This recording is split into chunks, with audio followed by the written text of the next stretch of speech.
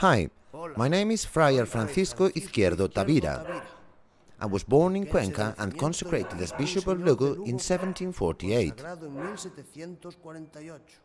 This gate was cut open in 1888 and named after me by the council and people of Lugo, in appreciation and memory of the works I had promoted in the city.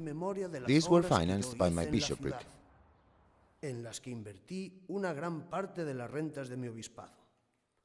The work I feel most proud of, because of its usefulness, is the new water supply system. I reconstructed and improved the remains of the Roman aqueduct by getting spring water from a place which used to be known as O Castiñeiro, and I had several fountains built around the city for people to get water from, as they used to do in those times. You can still see one of these fountains in Plaza do Campo. The gate that bears my name was opened so as to give access to the civil prison of the judicial district, a very peculiar building which was built outside the wall in the late 19th century, according to a project by architect Nemesio Cobreros.